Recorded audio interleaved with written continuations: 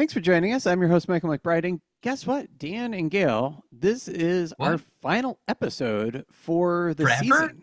Oh, Well, no. just the season. Just Oh, I'm like, just the I didn't season. Take a know. break I a got little earlier fired? this time. What?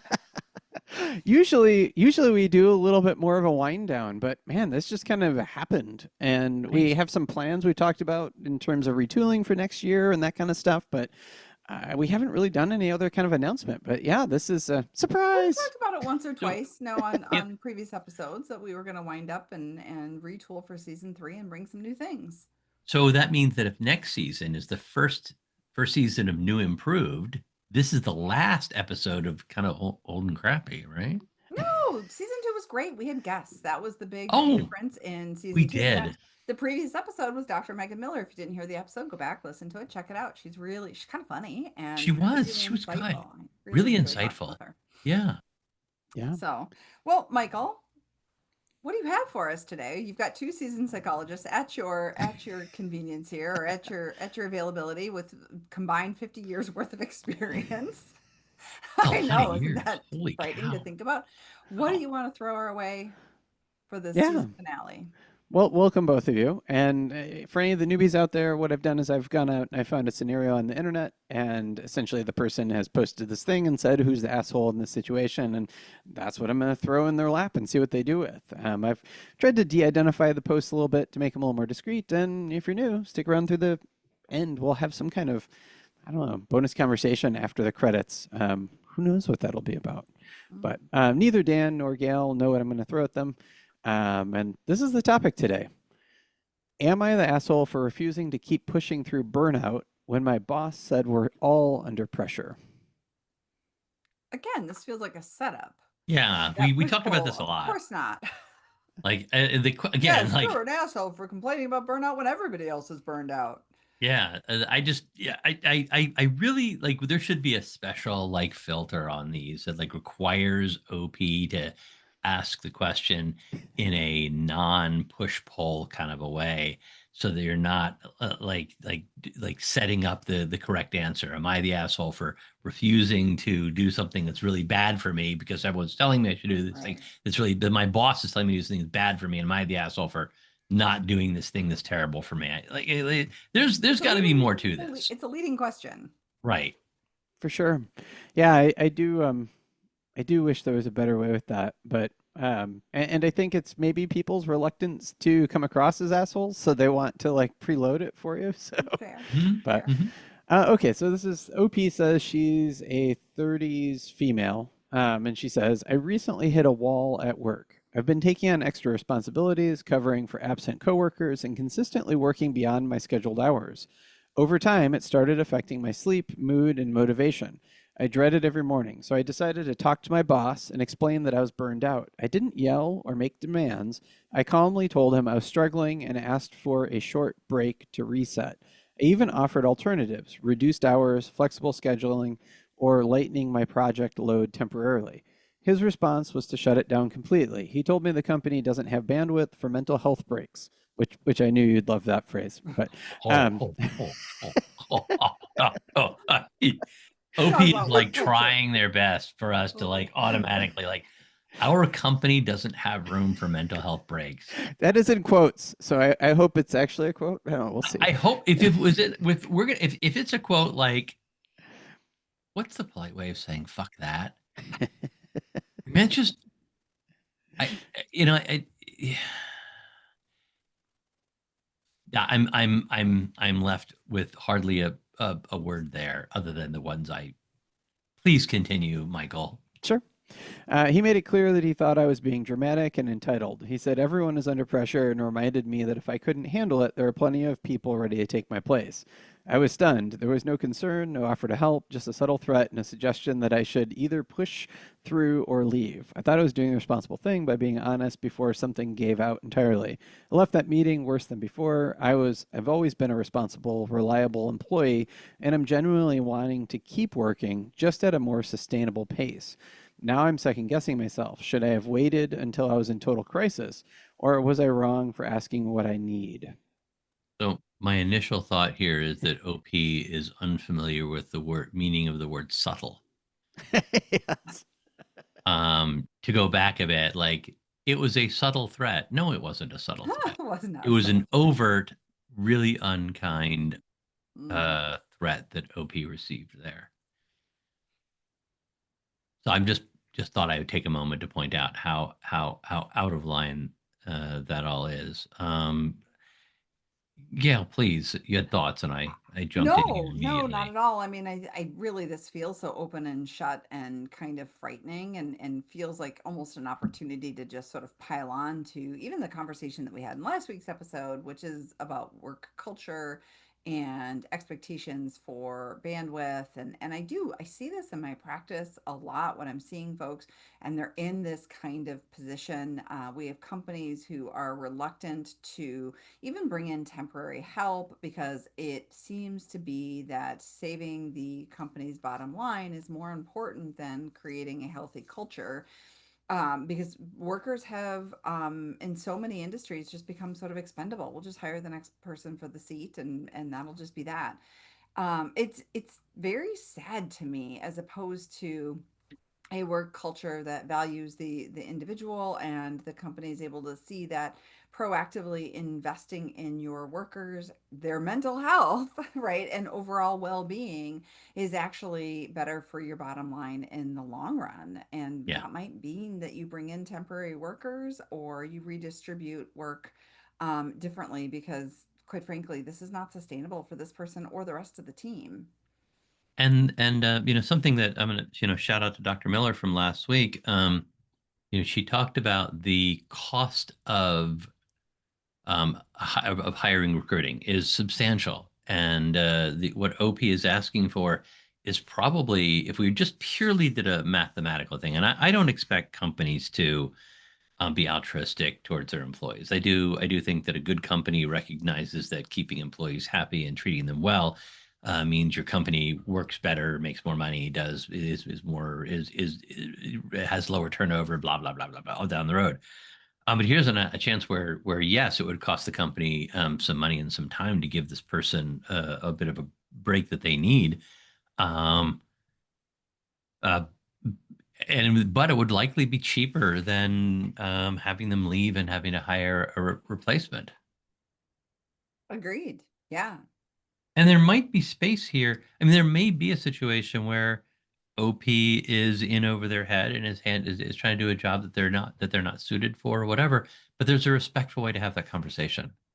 Right, for sure. And it does sound like the OP in this case is being asked to fill in or backfill for someone who isn't there normally doing this job, but it doesn't sound temporary, in the sense of very often workplaces have this ask that you fill in for XYZ person who's away, and just when they get back, someone else is leaving, whether that be on some sort of FMLA leave for 3 months, or we're not filling that position at this time, that kind of thing. But it becomes a never-ending story told through the guise of a temporary story, which feels disingenuous and disrespectful. Yeah, yeah. I mean, if every time I call the company, they have unusually high call volumes, they don't have unusual. They just don't have enough staff. Right. And if you've taken the time to make a recording that says we have unusually high call volumes, then you probably have unusually high call volumes all the time. And what that means is you're just not hiring enough staff. And this is the expectation that is sometimes placed on people. We're not hiring enough people to do the job, or we've hired enough people to do the job without accounting for vacations, breaks, people leaving Hmm. on family leave or whatever type of thing.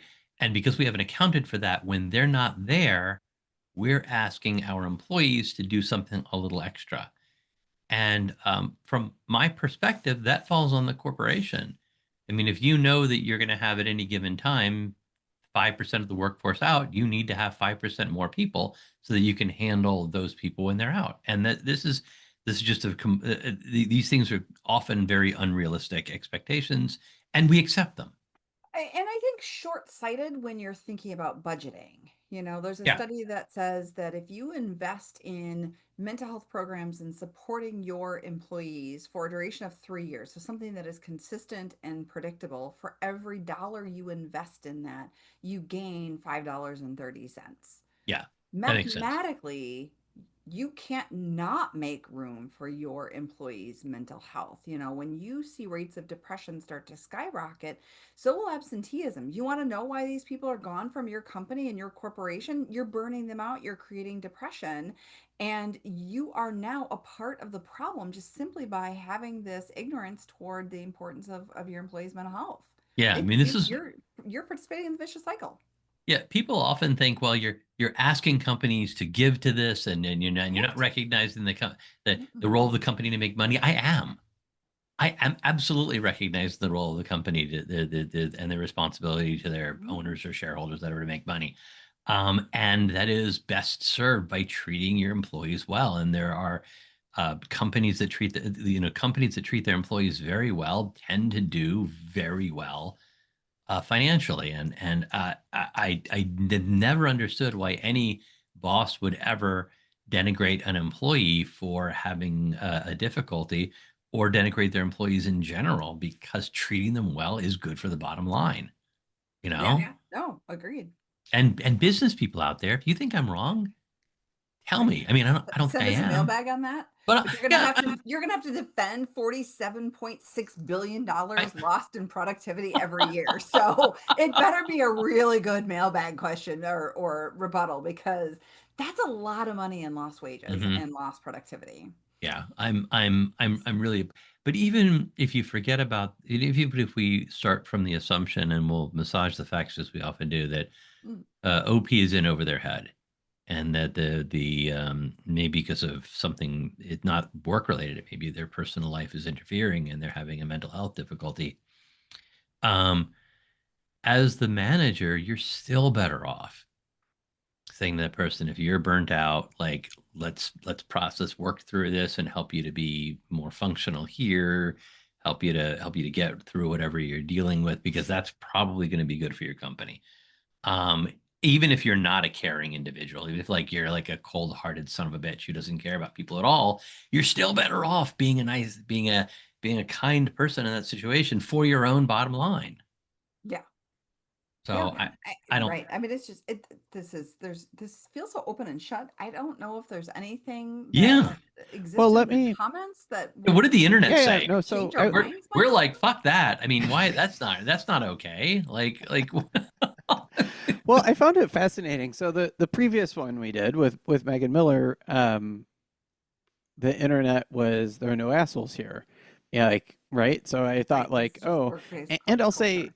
in general, when I went out looking, I've noticed the last couple times that I've looked for topics like just any kind of am I the asshole, so many of them are about this situation.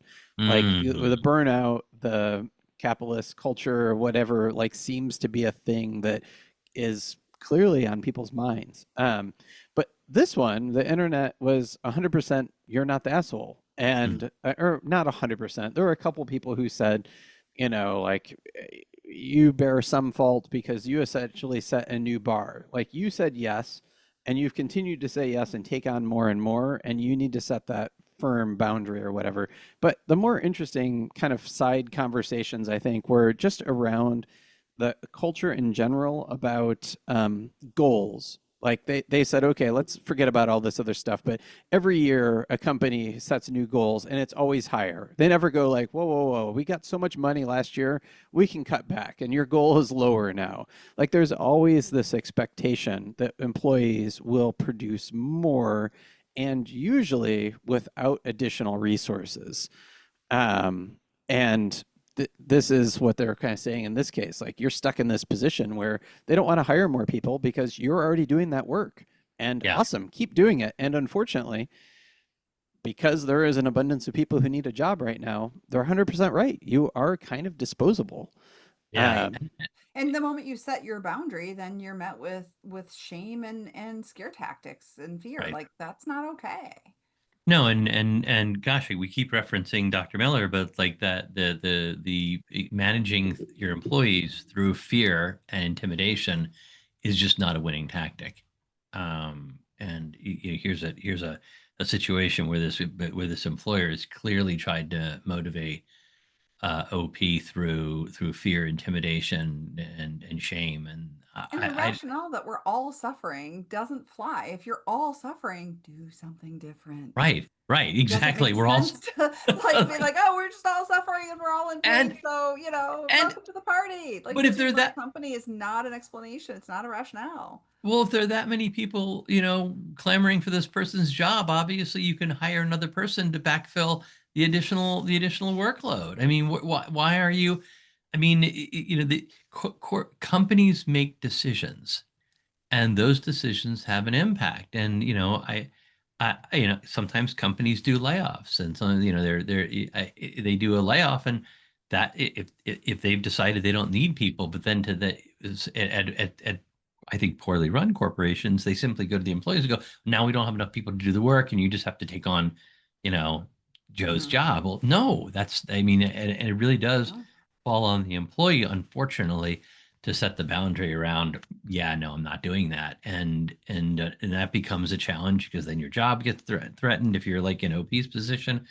And we need those strong workplace, sorry, I don't mean to sound political, but strong workplace protections are important for Yeah. people. So, Yeah, and I think the rationale that you said yes once, and therefore now they expect this of you is sort of shitty rationale. Like mhm, you're allowed to then say no, this no longer works for me, and that is consent. I mean, right? I don't consent to continue working at this pace. Maybe I did once upon a time, and now things have shifted, including just my mental health, and I don't want to, or my pickleball league now meets on Thursday afternoons. Like, whatever the reason, mhm. I don't want to. Has to No, be a part of the I conversation. And I understand then you could say, well, then the employer could let you go. And that is a choice. And I get that. But like, if in every other way you're meeting your metrics, how is this good for the company? How is this good for the leader? mhm, How is this good for the employee? yeah. There were a number of really funny, quippy quotes that I'll give. I don't have their actual names to give them credits for, but one said, "If the company will crumble if you leave, that's a management problem, not a you problem." Absolutely. Um, there was another that said, "They promote the illusion of being irreplaceable, so they don't have to replace you." Um, Ooh, I like that one a Mm. lot. No, one of yeah, the things I've heard is sometimes people say, well, if I'm not there, then this product won't launch, and I'm necessary to have the product launch. It's like, well, I really believe that in a well-run company, just about everyone, like you're not, Got hit by a bus yesterday. there's no one who should be mission critical. If one person in a large corporation is mission critical, you're not doing your job right. Yeah. You need to have someone, and yeah, absolutely. It's an illusion. I interrupted you, Michael. You have stuff there. I was just gonna add it, and then there was this phrase that got thrown around that was the first time I'd heard it, which was corporate gaslighting. And I was like, oh, wow, that's kind of interesting to think about. The things that you're told that are disingenuous or, yeah. So, And I Gail and I have both spoken on. Oh, sorry. Go ahead, Gail. Go ahead. no, go ahead, Dan. And then I'm gonna ask a No, question. well, we've both spoken on gaslighting, Mm-hmm. and that the term gets overused. Gaslighting again is when someone with intent tells you that this perception of yours is crazy or makes you think that you're crazy for having a reasonable, rational perception. And what we've said is that this term gets really overused quite a bit. When people Mm-hmm. just have differing perspectives, they hear it as gaslighting when it's not intended. And in this particular case, I'm totally down with the term because I do think corporations gaslight people in this situation. And I think the it's so easy to do because you often have layers of management that are sending down messages, and you then have a middle manager who is responsible for distilling that message and passing that on to their Hmm. team. And they understand that the message that they're handing down meets the company's goals and may not be what the employee wants, but they are stuck in this position, sometimes very stuck, in terms of having to just pass on this message and understanding that it is maybe not even truly aligned with what they would want, but they have to say the thing. And so they know that they're lying. They know that they are saying something that's just disingenuous, but believe that it is in line with what they're being expected to say. Um, yeah, anyway, and I was gonna ask for some mailbag. That was the other thing. I thought, there's an opportunity here to hear from leaders perhaps even just to like, what are the biggest lies you found that you've had to tell, or what are the things that you've had to say that you don't, please don't put your name on it, right, but that feel really icky. We sort of train our leaders at times to say really icky things in service of keeping employees. And what have you said, and then maybe made you feel kind of cringe? Again, don't put Yeah. your name on it. Just I think sometimes it maybe helps to hear that even the leaders don't always want to say the thing that they're being told to say from that corporate level. Yeah. Yeah. Yeah. I mean, this is an unfortunate situation, and I hope OP is able to get the help that he or she needs, and have some change made in that corporate structure or in their life, so that they're able to meet their mental health needs, and figure out their job situation in a way that works for them. And that was part of why I actually stuck with this post, is because there was an update. So this is Oh, the update. an update. We Oh, so rarely get an update. Usually OP just leaves us hanging. What was the update? Yeah, so it says, thanks for the support. I ended up scheduling a meeting with HR and shared a written version of what happened. They were surprisingly understanding, and so they talked to my boss. I still haven't decided whether I'll stay long term or not, but I took 2 days of PTO off, which I was already owed, and used it to rest. I'm updating my resume and reevaluating my boundaries. I'm grateful I spoke up. Even if the company doesn't change at all, I will. And like, if 2 days is what you needed, like, fuck off. They should have given right. that person 2 days. Well, this gives us a chance to like what's fascinating about this is that HR is not on your side as the employee, but HR is also not necessarily on your boss's side. HR cares about making sure that things run smoothly within the corporation. That's their job. Hmm. Hmm. All right. Yeah. So if HR is asking that question, and by the way, if you're an HR person, let me know if I'm totally off base here. If you're an HR person, you're asking like, what's the impact on my company and how do we keep things running smoothly? And I imagine that HR person going, your boss said what? Like, oh shit! Like this is some liability here. Like I just Yeah. imagine that HR person doing that at any well-run HR. But again, HR folks, if you're listening, you shout out and tell us if tell me if I'm off base here. But good to hear about that. I'm glad to hear that OP got what they need. Yeah, it seems like a small ask ultimately. Hmm. Yeah, it also makes me think about the people that I sometimes see in my office, and they'll say, I've maxed out on my PTO. I can't roll it over, but I can't take the time. Hmm. And that really is something that's just gut wrenching for me. If you've maxed out your company's allotment and you're not allowed to take it, again, we need to question, what are we doing here in this company? Have we hired enough? And sometimes it's not even these big corporations. It can be um, other entities that aren't as profit driven, and so therefore they don't have the budget to hire additional, and then you get really Hmm. stuck in this loop. A lot of times when we're having these conversations, we're talking about big companies, but if you think about even like school districts and places like that, there are budget shortfalls, and That it is really true. does limit their ability to hire their way out of it, and yet you still need to serve your population, and that happens every day, regardless Hmm. of whether or not the budget is there. Again, state systems similarly, we accrue this PTO, and yet you have human lives that need you every day to do the job. So you really do feel like you can't leave. And I don't know that that's corporate gaslighting in that situation. It Yeah, isn't that true. that is This true. person is going to be here tomorrow. They need you. And yet we don't have adequate resources to support our employees taking that time, right? Yeah, And we this made is an also assumption. problematic. We made an assumption that OP is working for big corporate America and not necessarily for a governmental agency or Hmm. nonprofit that can't afford to. And that may be it's still, the managers still handle it poorly. Agreed. But there may be a good reason why they don't have enough people. Yeah. Definitely. Well, thank you both for another riveting debate and a glimpse into the collective conscience of the internet forums.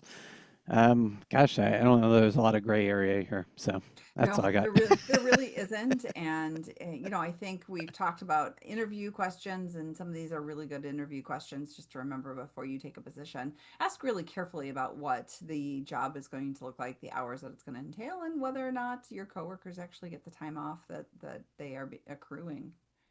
Yeah. Please follow and share Veritas Views on the podcast platforms with your neighbors and friends. And we'll be running a couple rerun episodes, some of our favorites, some of the ones that got the least amount of love for whatever reason. So you can look for those.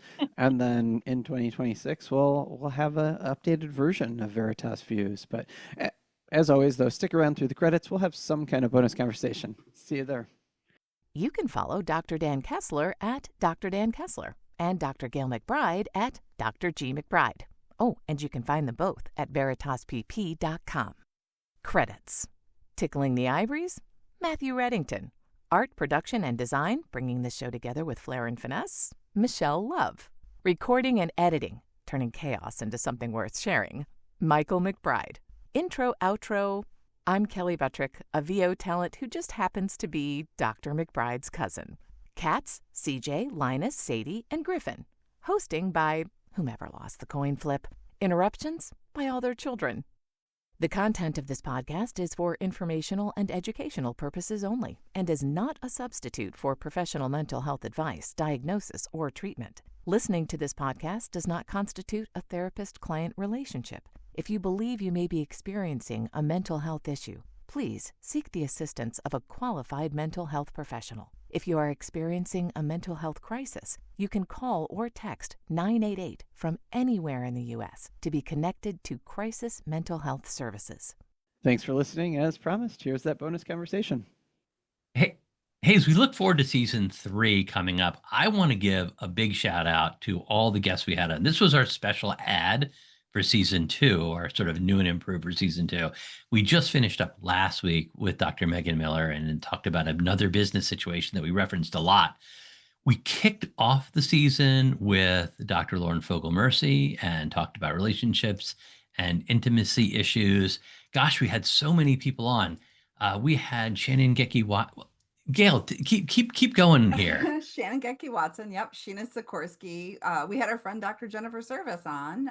We had Dr. David Nathan, Dr. Bill Hoekstra.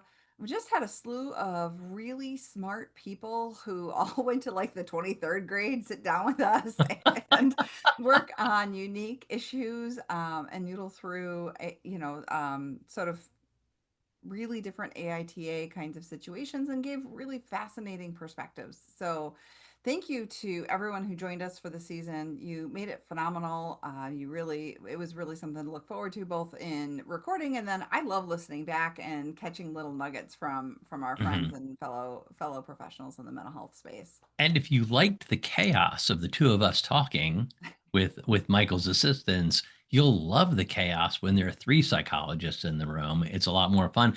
We would also love to hear from folks. Was it fun? Was it fun for us to have those guests on? Give us some feedback. What do you want to hear from us in season 3? What do you find most interesting, least interesting? We love getting mailbag questions. I'll admit it, it's kind of validating.